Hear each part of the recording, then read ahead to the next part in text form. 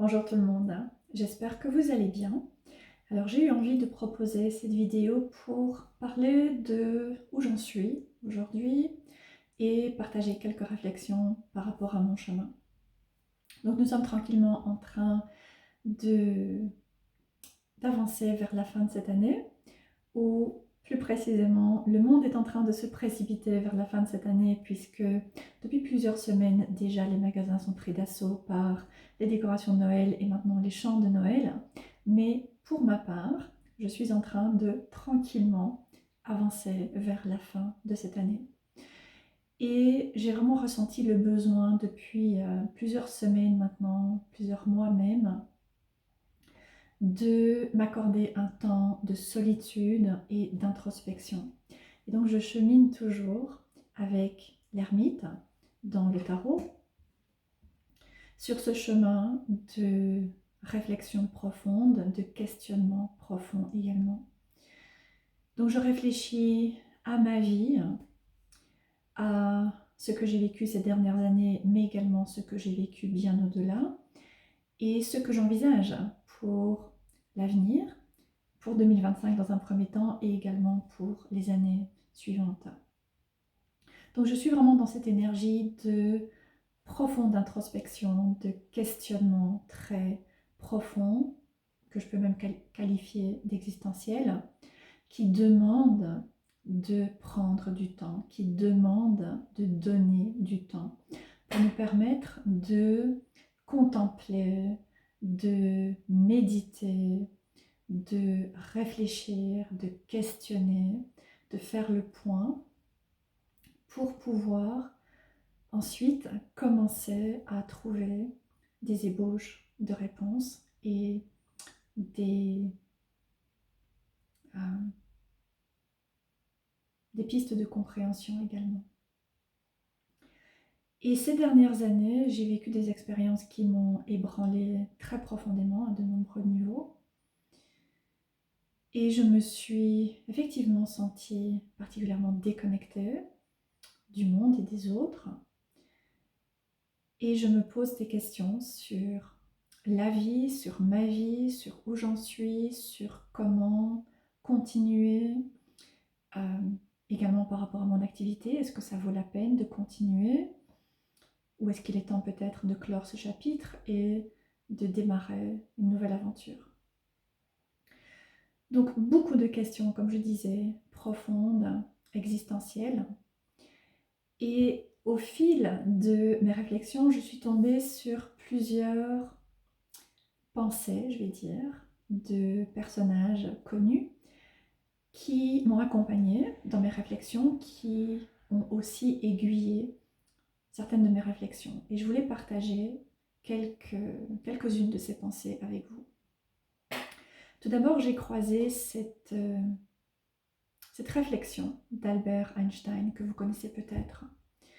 La décision la plus importante que nous ayons à prendre, c'est de décider si nous croyons vivre dans un univers hostile ou amical.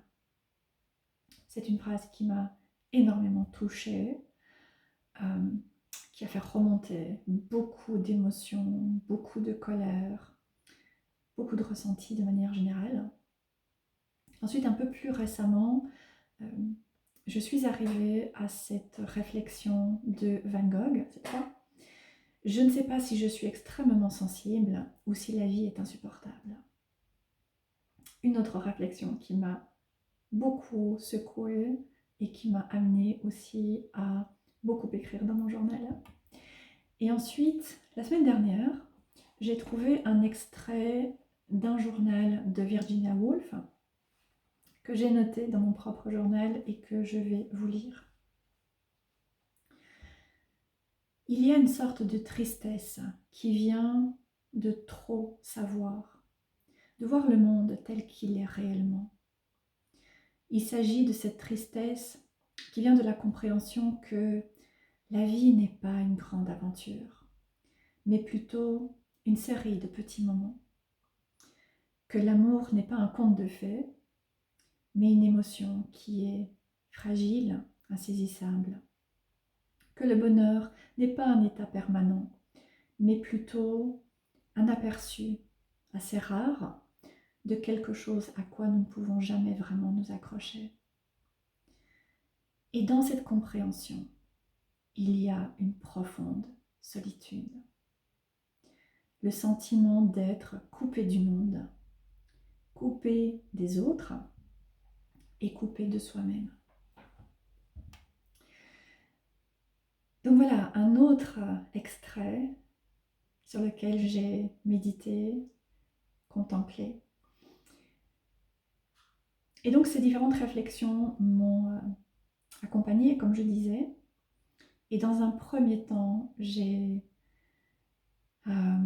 exprimé beaucoup de colère, j'ai exprimé beaucoup de tristesse également, parce que dans un premier temps, ma conclusion c'était que, évidemment, que nous vivons dans un univers qui est hostile, évidemment que la vie est insupportable, et effectivement, nous sommes profondément seuls dans le monde. Et donc j'ai beaucoup écrit, j'ai noté mes ressentis, j'ai noté mes émotions, j'ai noté mes colères, j'ai déposé tout cela sur papier. Et une fois que j'ai eu terminé cela, j'ai commencé à me sentir prête à m'ouvrir à une autre manière de voir les choses. Et dans les tirages que j'ai réalisés pour les 12 signes pour le mois de novembre, la carte du 4 d'épée, le 4 de couteau dans le tarot des vampires, est très souvent ressortie. Et j'ai moi-même expérimenté cette énergie, ce besoin de prendre un temps d'arrêt, de pause, pour me permettre de réfléchir et de remettre certaines de mes idées au clair. Et à ce moment-là, je suis retombée sur une personne que je suivais sur YouTube il y a quelques années et qui a un style de vie qu'elle mène en accord avec des valeurs profondes. Elle valorise la qualité plutôt que la quantité, l'accumulation. C'est aussi quelqu'un qui est très connecté à la nature, qui passe beaucoup de temps dans la nature et qui m'a donné envie de me reconnecter aussi moi-même beaucoup plus profondément à la nature. Et ensuite, j'ai eu aussi la surprise de découvrir que, alors que Facebook et Instagram refusent de prendre vie d'une certaine manière, j'ai tout à fait par hasard commencé à poster des posts sur ma chaîne qui, eux, ont suscité des réactions et des commentaires et des questions également. Et je tiens à remercier toutes les personnes qui ont amené ces interactions, qui ont été vraiment inattendues, mais très agréables. Et là, je suis tombée sur une autre phrase qui m'a aussi beaucoup parlé, qui est extraite d'un film. Il s'agit de A Single Man avec l'excellent, le très talentueux Colin Firth. Et à un moment, il dit « La seule chose que je trouve vraiment valoir la peine dans la vie, ce sont ces rares moments lorsque j'ai pu ressentir une réelle connexion avec un autre être humain. » Et cette phrase est venue apporter un autre éclairage par rapport à mes réflexions. Et je me suis rendu compte qu'effectivement, la vie est très difficile, surtout à notre époque, ou en tout cas elle peut être très difficile. Et pouvoir avoir des connexions réelles, profondes avec quelqu'un d'autre, c'est extrêmement précieux et ça vient apporter un sens très différent finalement à notre expérience, à ce que nous vivons. Et dans des conversations avec des clients ou avec d'autres personnes, c'est quelque chose qui est souvent revenu dans son opposé. Beaucoup de personnes qui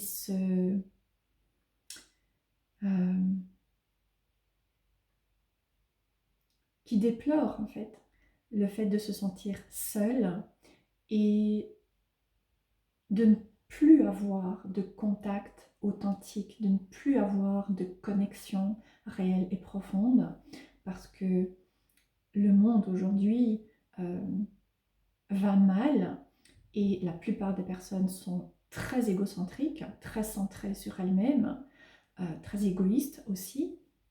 Et donc pouvoir avoir ces échanges profonds, eh bien, c'est quelque chose qui est de plus en plus rare et pourtant qui est tellement important. Nous avons tellement besoin de cette connexion profonde. Alors ici, dans le film, Colin Firth parle de connexion avec d'autres êtres humains. Je pense pour ma part que je peux également ajouter avec des animaux, avec la nature, avec les esprits, avec le divin. Mais il y a quelque chose de très particulier dans le fait d'avoir une connexion réelle, authentique, avec un autre être humain. Donc j'en suis arrivée à réfléchir à ce que je ne veux plus dans ma vie et ce que je souhaite maintenant amener et créer dans ma vie sur mon chemin. Et après cette réflexion par rapport à la notion de connexion, je me suis rendu compte que pour ma part en tout cas, ce qui est selon moi essentiel et même vital, c'est la notion de foi. Et j'ai construit une foi qui était très profonde, qui me paraissait à l'époque authentique, qui était aussi intégrée dans ma vie. Il ne s'agissait pas en tout cas de belles théories, mais c'était des choses que j'appliquais dans ma vie. Mais suite aux différentes expériences que j'ai connues ces dernières années, qui ont été tellement viscérales, ma foi s'est effondrée également. Et je suis passée par cette terrible crise de foi. Et ces croyances que j'avais se sont effondrées, elles ne tenaient pas face à l'intensité des expériences que j'ai été amenée à connaître, face à la solitude que je pouvais ressentir, face à l'impuissance, face à la colère, face à la rage, face à l'injustice. Toutes ces croyances que j'avais finalement n'étaient pas suffisamment solides pour me permettre de vivre ces différentes expériences, de traverser ces différentes expériences. Elles se sont effondrées et je me rends compte aujourd'hui que j'ai complètement revu et reconstruit mon système de croyances et cette notion de foi. Et j'en suis arrivée à finalement comprendre, je pense, que cette foi finalement, c'est en moi que j'ai besoin de pouvoir l'avoir. J'ai besoin d'avoir foi en moi et j'ai besoin d'avoir foi en mon chemin. Je n'ai jamais cru à Dieu, à ce Dieu catholique de notre société. J'ai grandi dans un milieu qui était catholique, qui était catholique répressif et qui m'a poussée à pratiquer. Et je n'ai jamais senti de réelle connexion avec ce système de croyance. J'ai d'ailleurs connu plusieurs traumas. Et ensuite, j'ai exploré de nombreuses religions et traditions spirituelles à travers le monde, à travers les époques. Donc j'ai vraiment exploré, j'ai vraiment étudié et j'ai vraiment beaucoup réfléchi par rapport à cette notion de divin, de Dieu, de foi également.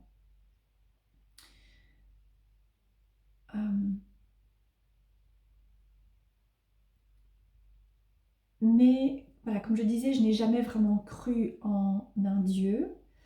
Par contre, j'ai très tôt été mise en contact avec ce qu'on appelle le diable.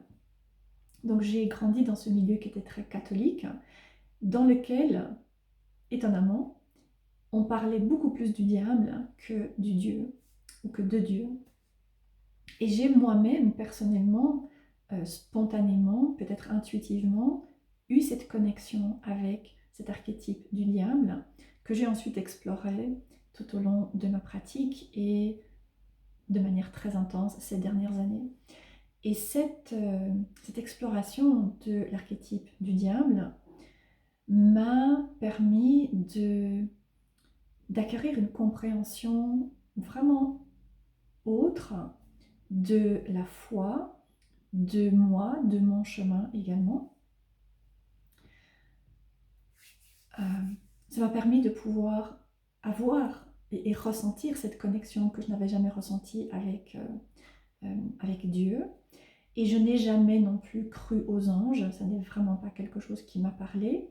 Par contre, j'ai suivi des études en latin et en grec, et donc j'ai très tôt été mise en contact avec les dieux, les déesses, les créatures fantastiques et mythiques. Et c'est quelque chose que j'ai conservé, c'est quelque chose que j'ai continué d'explorer. Et donc, j'en suis arrivée ces dernières années ou ces derniers mois, je vais dire, à vraiment réfléchir à ces différents aspects de la foi, et à trouver cet ancrage en fait, que je n'avais peut-être pas ou pas suffisamment dans mes premières explorations, avant que je connaisse toutes ces expériences d'effondrement. Et donc, suite à cela, eh bien, j'ai beaucoup étudié les mythes et les archétypes, les divinités, et tout ça a vraiment été source de beaucoup de connaissances, d'une part, et de compréhension également de moi-même et du monde. Et suite à cela, eh bien, je suis revenue à mes cartes, à mes plantes, à mes cristaux, et toutes ces pratiques que j'ai étudiées et explorées depuis 15-20 ans maintenant. Et comme je le disais, j'ai pris conscience que c'est en moi que j'ai besoin d'avoir foi, mais également en mon chemin, parce que j'ai cette conviction, je suis absolument convaincue que nous avons un chemin et qu'il y a de nombreuses pratiques et disciplines qui peuvent nous aider à pouvoir clarifier quel est ce chemin, pouvoir comprendre quel est ce chemin et à pouvoir cheminer sur ce chemin, de manière à pouvoir vivre notre vie et ne pas sentir que nous devons subir, de manière à pouvoir créer ou co-créer notre vie et pas nous sentir complètement impuissants et ballottés par les événements et les cycles qui se répètent dans notre vie, les situations répétitives, etc.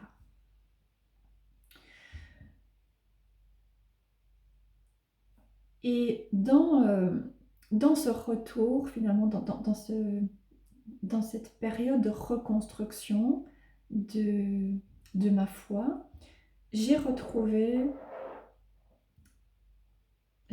un cristal. Il s'agit d'une covélite. Je l'ai acheté, il doit y avoir 6 ou 7 ans. Je pense peut-être même un peu plus.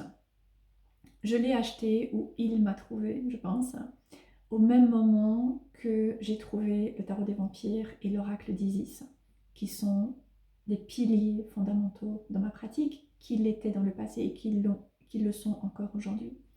Et la covélite, qui comporte du cuivre et du sulfure, entre autres, c'est un cristal qui nous emmène très profondément dans nos ombres pour aller confronter ce qui se trouve, tout particulièrement les peurs, le manque, la colère, la solitude et l'isolement, le doute, l'échec, la perte d'espoir, la perte de foi.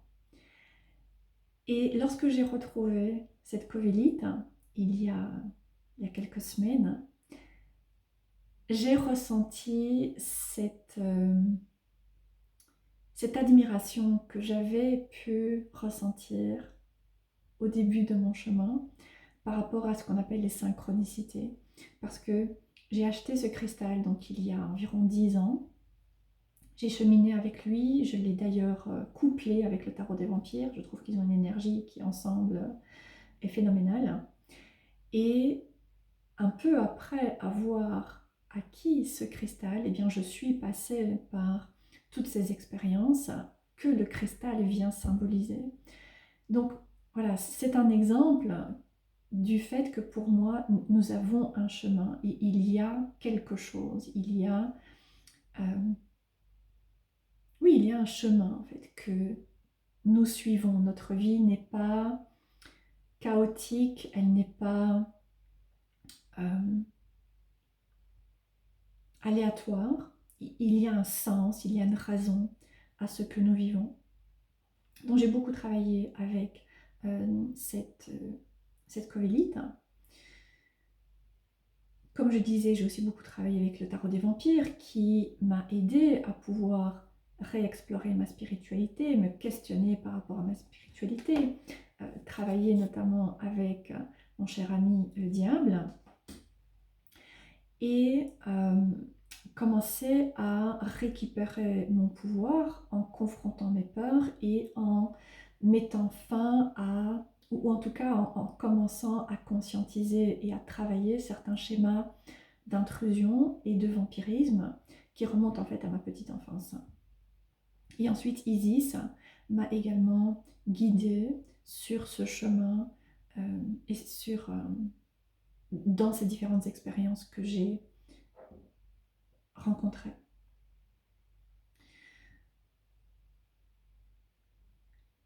Et là maintenant, 2024, nous sommes en année 8, qui est considérée comme étant une année karmique, qui est associée à la carte de la force ou parfois la carte de la justice, ça dépend des différents tarots puisque ces cartes sont parfois interchangées.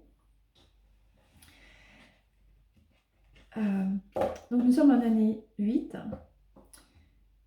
qui nous pousse à nous aligner avec notre intégrité et qui nous pousse également à travailler à différents schémas en lien avec le pouvoir, avec l'abus, avec le sentiment d'impuissance, etc.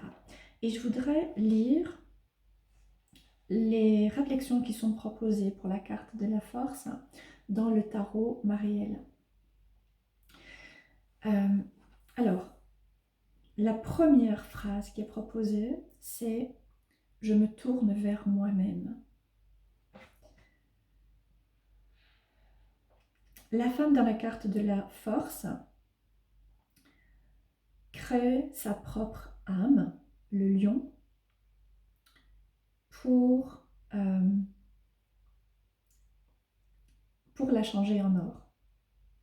Elle utilise ses propres mains pour créer sa destinée.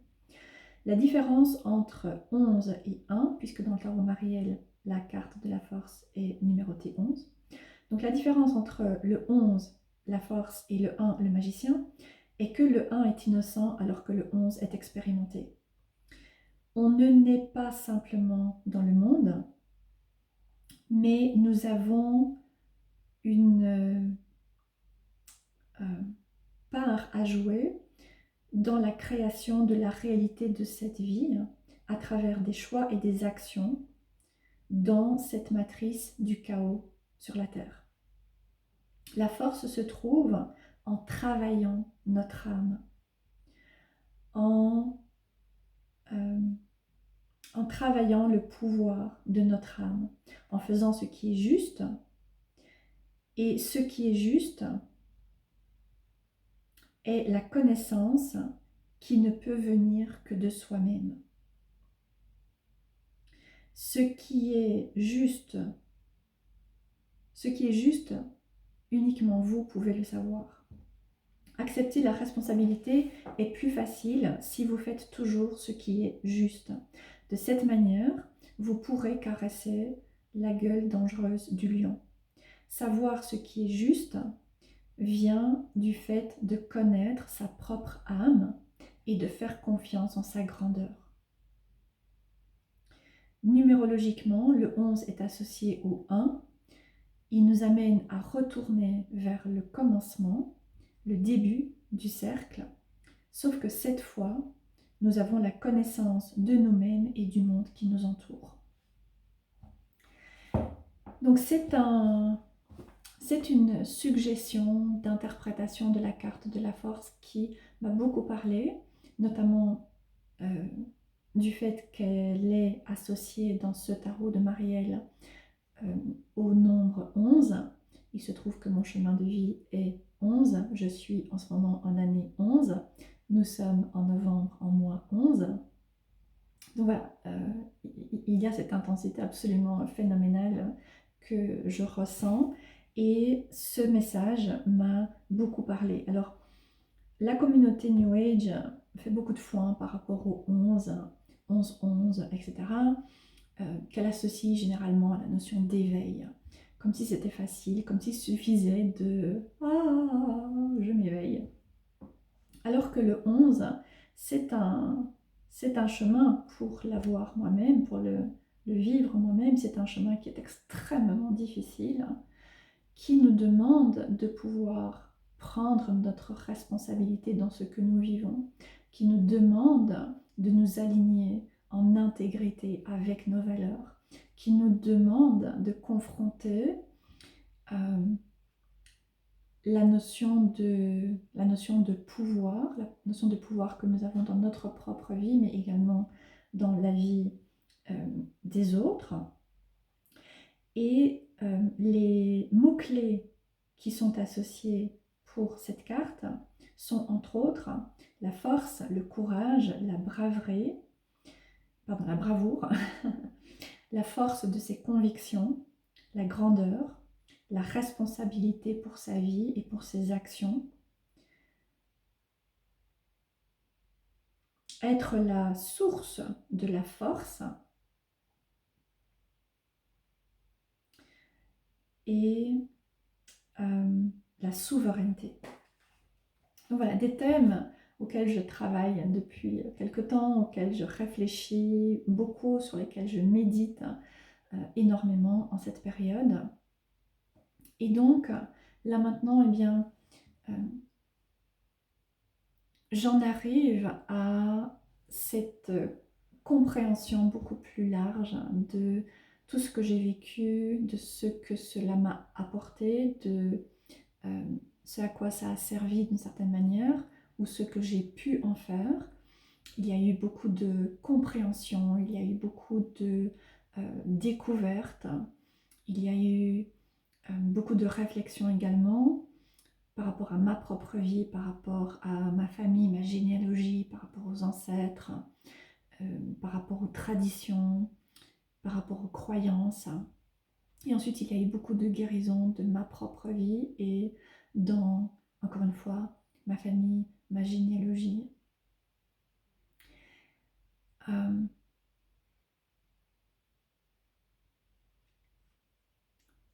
Et comme je disais, hein, le 11 est souvent associé à cette notion d'éveil, mais pour moi, c'est un nombre qui est associé à la notion de responsabilité et d'intégrité. Et selon moi, on ne peut pas vivre sa vie avec responsabilité si on ne comprend pas comment fonctionne la vie, si on ne se connaît pas et si on ne connaît pas le monde qui nous entoure. Et j'ai retrouvé finalement, ou j'ai reconstruit cette foi par rapport à ce qui m'a toujours habité, que j'ai pu consolider, que j'ai pu vraiment renforcer.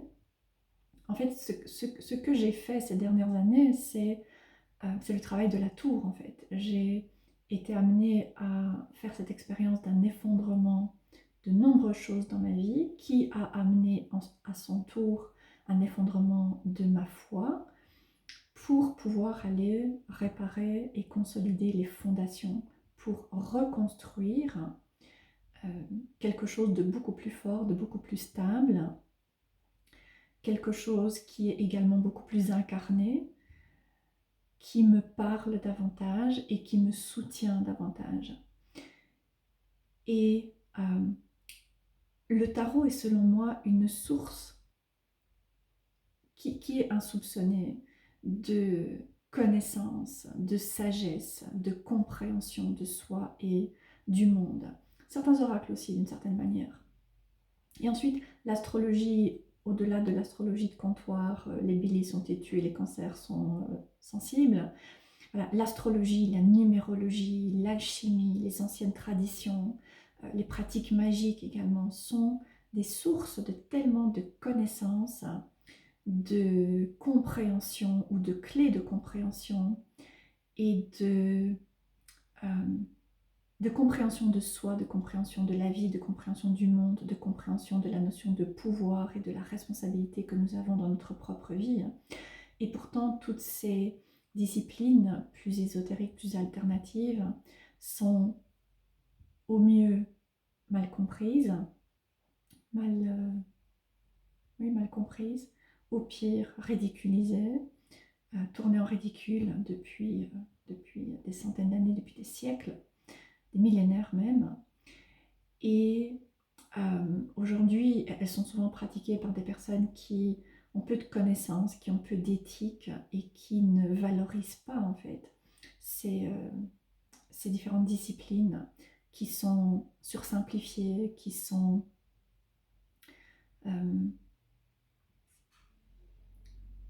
présentées de manière réductrice. Et ensuite, il y a beaucoup de personnes qui ont encore des peurs, des préjugés, etc. Donc voilà, en cette période, eh bien, j'ai vraiment été appelée à revenir à mon intégrité, à reconstruire ma vie, ma foi, ma pratique, avec intégrité, avec souveraineté, avec responsabilité et avec une beaucoup plus profonde compréhension de ce que ces différents termes impliquent. Et j'ai aussi pu commencer à apercevoir une vision par rapport à ce que je souhaite pour l'avenir, qui est en fait la vision que j'avais déjà en démarrant ce chemin, mais qui avait besoin de passer par cette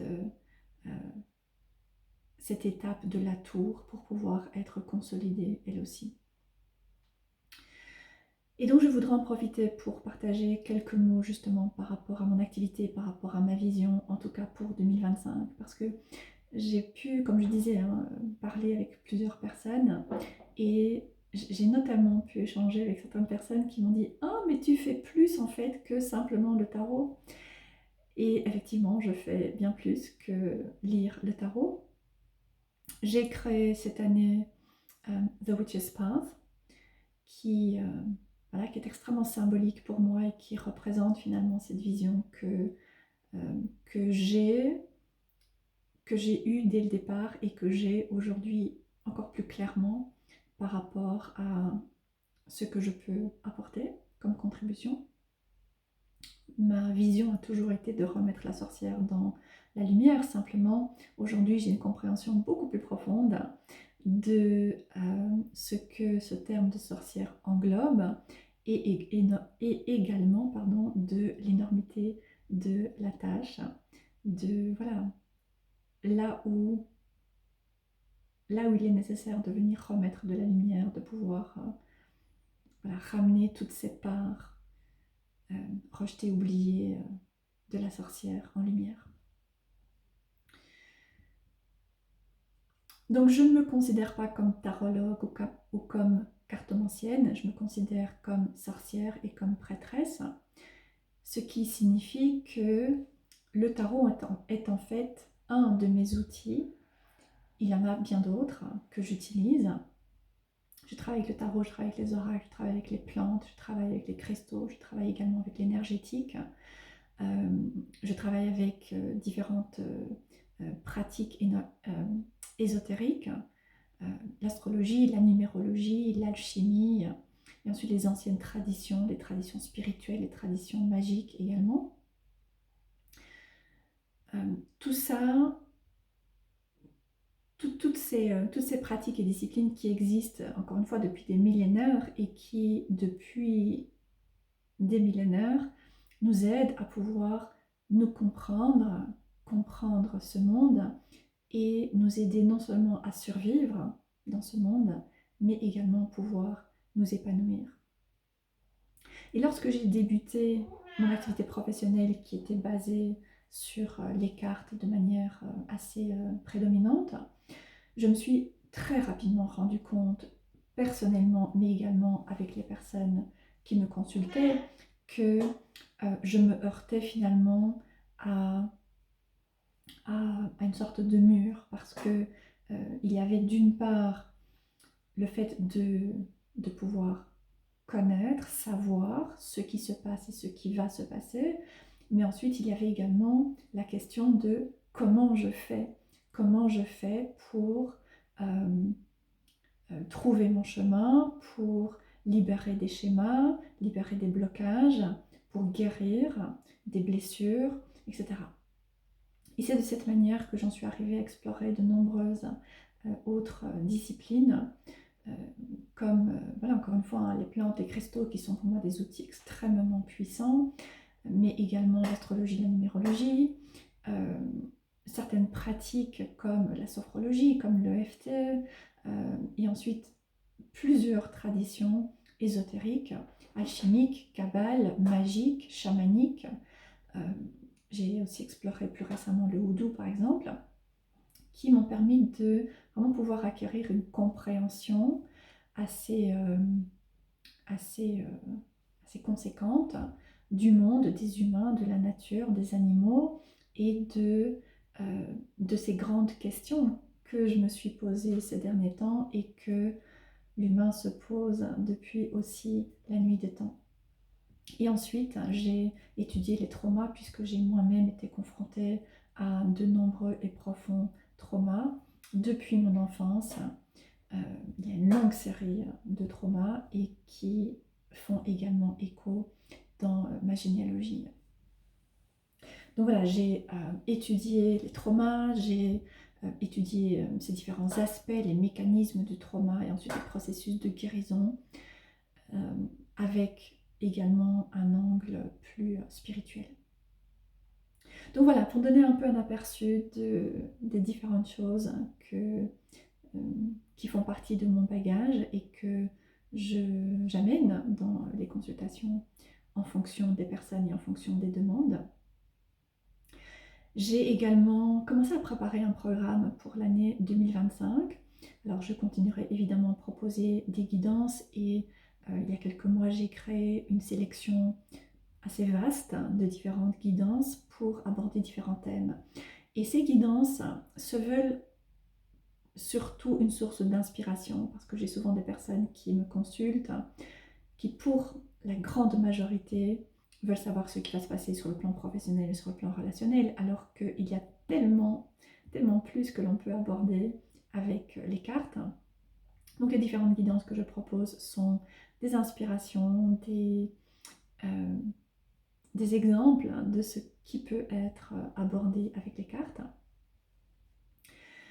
Je continuerai à proposer des guidances pour les 12 signes, je pense probablement tous les 3 mois, ça me paraît être un rythme qui me convient.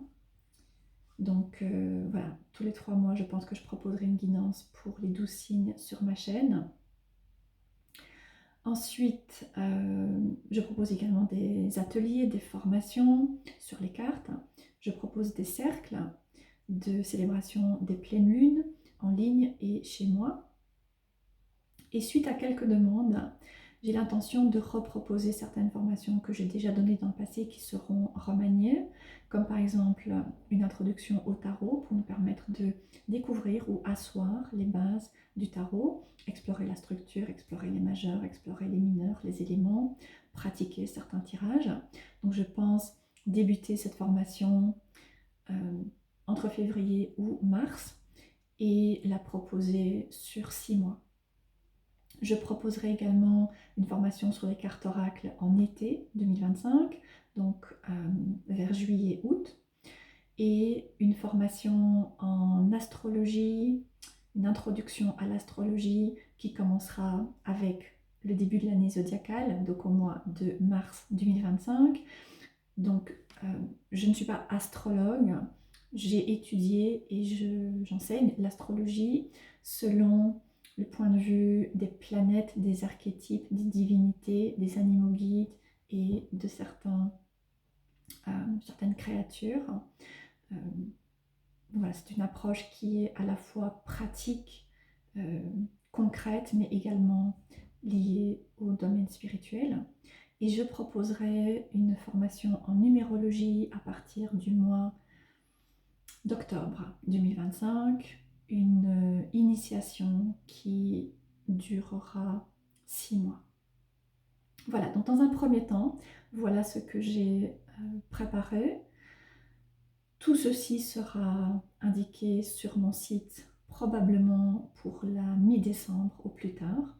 Et ensuite, je propose dès maintenant une guidance pour l'année 2025, donc pour faire le point sur l'année de manière générale, mois par mois, éventuellement regarder à une question et aborder les thèmes généraux, relations, travail, argent, voilà, et une question personnelle si vous en avez.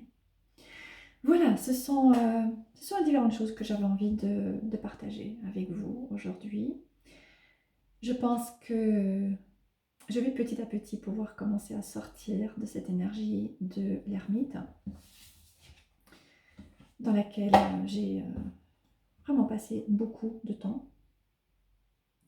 Mais ça a été une étape nécessaire, une étape extrêmement enrichissante, extrêmement éclairante également. Mais c'est une étape qui a son temps et donc voilà, petit à petit, eh bien, je vais pouvoir revenir dans plus de mouvement, plus de présence également. Encore une fois, j'espère que vous allez bien. Toutes les informations sur les guidances que je propose, les ateliers, les cercles, etc. sont indiqués ou sont repris sur mon site. Le lien de mon site est indiqué en dessous de cette vidéo dans le menu déroulant. Il s'agit donc mon site est www.vanessa-vaya.com. Donc là, toutes les sessions sont renseignées. Si vous avez des questions, si vous avez des inquiétudes, si vous avez des préoccupations, si vous avez des doutes, n'hésitez surtout pas à m'envoyer un email sur vanessavaya@outlook.com. Mon email est aussi renseigné dans la barre d'infos. Je regarde mes emails tous les jours, plusieurs fois par jour. Je ne suis pas nécessairement sur les réseaux sociaux aussi souvent. Donc si vous avez une question, n'hésitez surtout pas à me contacter et j'essaierai de vous éclairer de la meilleure manière possible. Et je propose aussi une session de 15 minutes qui est offerte pour que nous puissions faire le point si parfois c'est plus simple que d'échanger plusieurs messages. J'espère que, où que vous soyez, vous passez un bon mois de novembre, vous profitez de ces énergies extrêmement intenses pour réaliser le travail qu'elles viennent vous encourager à réaliser sur votre propre chemin. J'espère que vous prenez du temps pour revenir à l'intérieur, pour réfléchir. Je pense que je parlerai des énergies de l'année 2025, mais nous allons entrer en année 9, donc en fin de cycle, donc nous arrivons à la fin de quelque chose, sur le plan personnel, sur le plan collectif, sur le plan mondial. Ça se sent, ça effraie, ça secoue, ça questionne, mais c'est une étape du cycle qui a sa place, qui je pense est juste, qui est nécessaire, mais qui est aussi extrêmement difficile. Donc voilà, j'espère que vous pourrez prendre du temps pour ralentir et réfléchir à certaines questions que vous pouvez avoir et que vous pouvez avoir besoin de vous poser. Je vous souhaite une très belle journée et je vous retrouverai à l'occasion d'une prochaine vidéo.